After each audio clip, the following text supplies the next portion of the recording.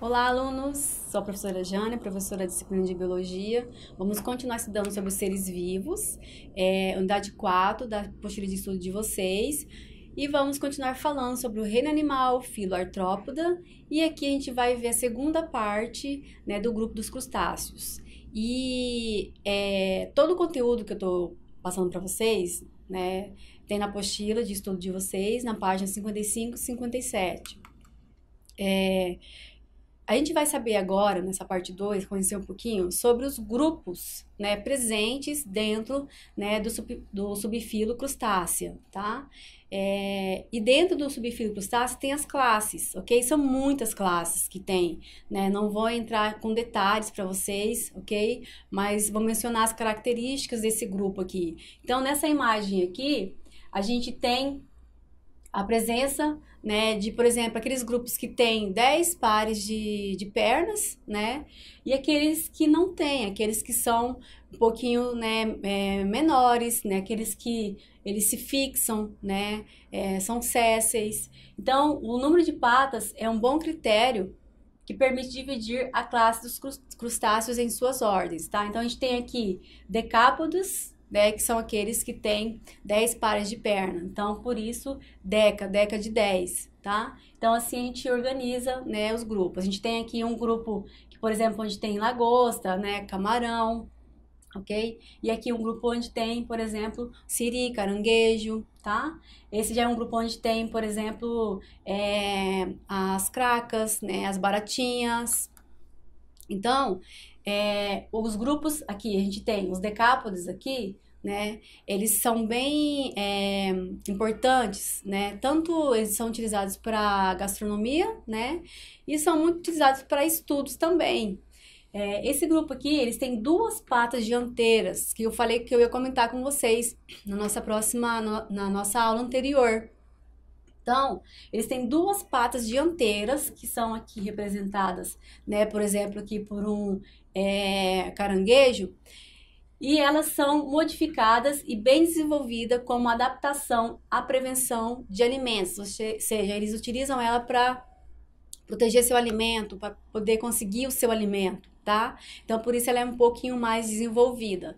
Aqui eu coloquei de novo uma imagem, né, ilustrando toda a estrutura. Então, a gente chama atenção aqui para os decápodes, né, que são muito conhecidos, né, animais como as lagostas, né, os camarões, né, que possuem, então, aqui, né, 10 pares de pernas. Comentei com vocês na nossa aula anterior, né, o porquê, então, que eles têm esses números, né, de pernas, ok? Essa aqui é uma imagem, né, real, né, de um camarão, e essa aqui já é uma imagem representativa, né, das estruturas desse grupo de animais, tá? Então, vou falar um pouquinho para vocês sobre os grupos, né, sobre os principais, né, mas que existem mais, ok? Então, a gente tem os decápodes, né, apresentam cutícula bastante endurecida em decorrência da presença de carbonato de cálcio, que eu comentei com vocês. A maioria das espécies desse grupo é marinha, como lagostas, caranguejos e camarões, tá?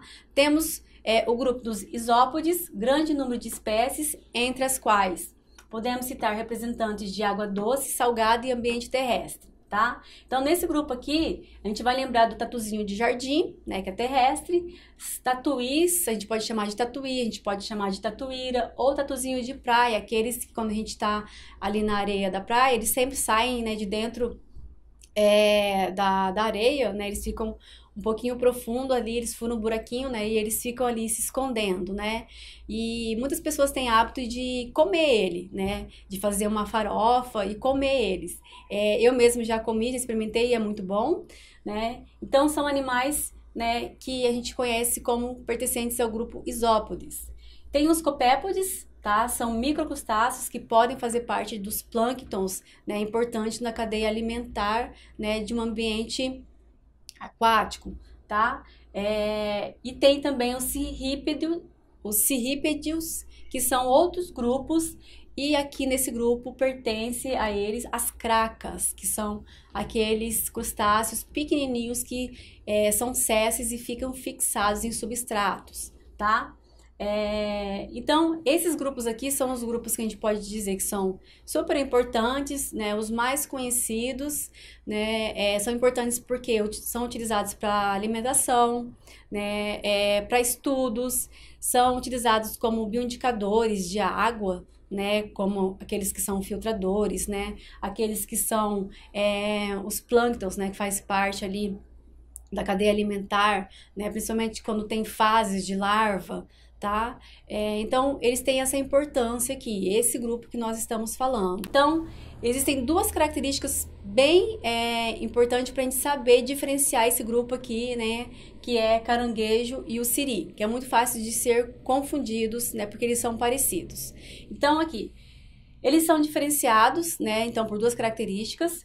Então, o corpo do siri é mais achatado do que o corpo do caranguejo. Então, quando a gente vê, né, corpo de siri e corpo de caranguejo. Então, a gente vê que o siri é muito mais, então, achatado com relação ao corpo do caranguejo. Só que o corpo do caranguejo, ele é mais arredondado com relação ao corpo do siri, tá?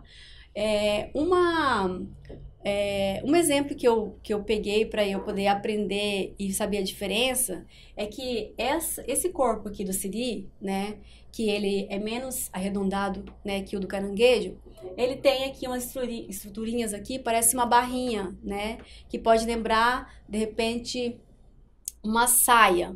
Então, saia começa com S e siri começa com S. Então, aí agora a gente fica mais fácil de a gente saber, né, fazendo essa comparação, tá? Então, aqui eu tenho o siri e aqui tem, então, o caranguejo. Tem uma outra característica, tá?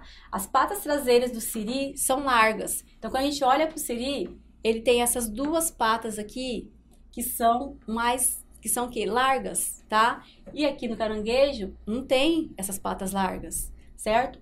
Então, as patas traseiras do siri são largas como remos, né? Porque ela lembra mesmo um remo, tá? Ela é achatada. Ao passo que as patas do caranguejo são pontudas, diferente, então, dessas patas aqui, tá? Então, essa é a diferença básica que tem entre esses dois animais aqui, tá? Essas duas características devem ser o fato de que os siris estão bem mais adaptados ao nado do que os caranguejos, tá? Então, a gente fala que o siri, né, eles são mais adaptados a nadar do que, então, os caranguejos, certo? Então, essa que é a diferença entre esses dois grupos aqui, tá? São duas características super importantes, né? A gente vê a forma do corpo, né? E também aqui a estrutura, né, das suas patas. Com relação à importância, né, do grupo de crustáceos, né? Algumas eu listei aqui que são consideradas bem importantes para a gente poder caracterizar mais esse grupo, né? Então, por exemplo, os crustáceos são os únicos artrópodes com dois pares de antena, né? Então, é a característica dos crustáceos.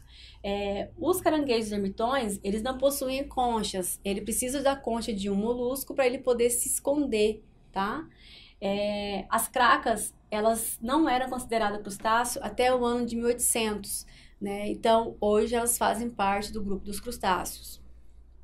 Entre os crustáceos mais pesados, destacam-se as lagostas americanas, que podem pesar até 20 quilos. Então, tem animais, né, um pouco maior, né? E tem animais muito pequenos, né? Muito pequenos dentro desse grupo de crustáceos e animais muito maiores, que pode chegar até 20 quilos. Camarões que vivem em grandes profundidades apresentam órgãos produtores de bioluminescência, né? Que gera uma luz, tá? Uma luz, pelo fato até dele estar ali, né, nas profundidades, né? Então, essa aqui é uma das características super importantes dentro desse grupo, tá? Tem outra também característica importante quando a gente fala desse caranguejo gigante japonês, tá?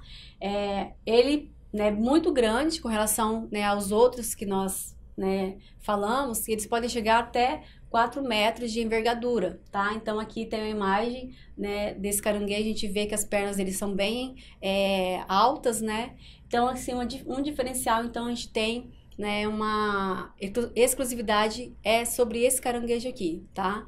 Que ele é bem grande, né, com relação àqueles outros que nós vimos. Então, para a gente continuar falando um pouquinho